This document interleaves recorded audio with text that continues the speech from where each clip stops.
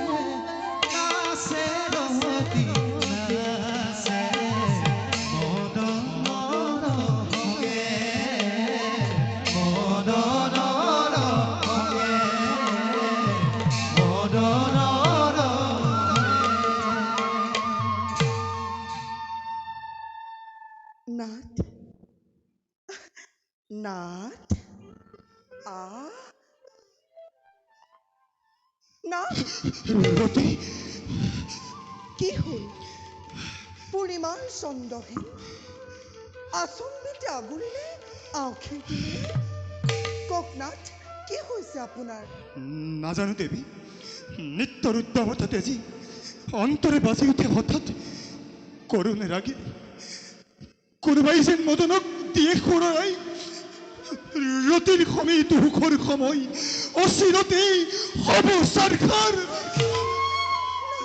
রিক্ত করি রতির হৃদয় কষে যাব লাগিব মদন বহু দূৰলৈ কিন্তু কিন্তু কোৱা প্ৰিয়া কিদৰে এৰি যাম তোমাক কিদৰে এৰি যাম তোমাক নবুলিব এনে অন্তৰ কপোৱা নিদাৰুণ বচন কৰা নাই অপকাৰ আপুনি সমস্ত জগতৰ তেন্তে কিয়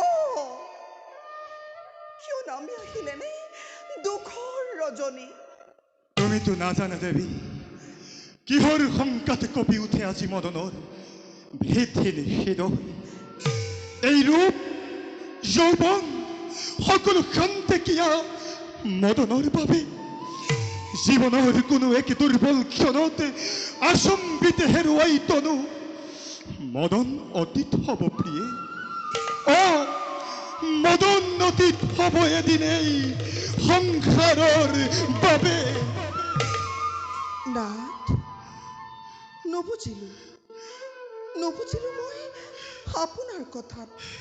কওক নাথ, কওক অভিষেক ভাগি পাতি মোক। নালাগে দিয়া জানিব প্ৰিয়া কিন্তু মদনৰ দুৰ্ভগীয়া অতীত কাহিনী। কিন্তু কিয় না? কাৰণ একেই শংকা ভাৱে গাখিব তোমাক। নাথ, স্বামী সুখ দুখৰ সমভাগী যায়। মহন্তৰ বচনে তাকেইতো দিয়ে সোঁৱৰাই। শুনাতেন্তে ৰতি কৰুণ কাহিনী তুমি ব্যক্ত এই অভগা। কওক নাথ। নিষ্কৰ্ম ফলে এদিন পিতৃৰ পাশে লভিছিলো মই নিদাৰুণ অভিশাপ। মহাদেৱৰ নয়ন অললত মহাদেৱৰ নয়ন অললত ভস্মীভূত হৈ যাব এদিন তোমাৰ মদন।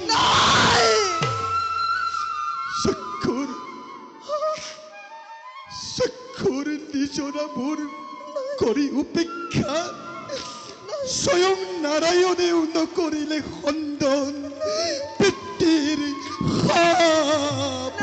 সেই নাহিবা প্ৰিয়ে, নাহিবা তুমি, নাহিবা কাষ চাপি তুমি নলবা আৰু মদনক তুমি অন্তৰে চপাই। তেতিয়া নালাগে প্ৰিয়া, তেতিয়া নালাগে সহ্য কৰিব তুমি বিৰহ বেদনা। দিয়া ৰতি দিয়া, পাৰে যদি তুমি মোক দিয়া অভিশাপ দিয়া। পুণ্য হক পিতৃৰ মনৰ কামনা ভস্মীভূত হৈ যাওক মদন মহাদেৱৰ কোপে। মোৰ এই অশান্ত অন্তৰে লাভক তৃপ্তি প্ৰিয়ে।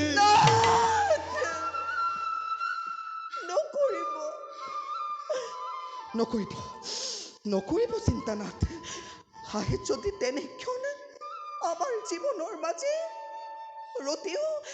ৰতিও নাথাকিব মদনৰ বিনে। সাক্ষী কৰি অনলৰ তীব্ৰ শিখা জীৱা বান্ধোনেৰে বান্ধ খাইছিলো আমি। কদাপিতো নহব তাৰ ব্যতিক্ৰম।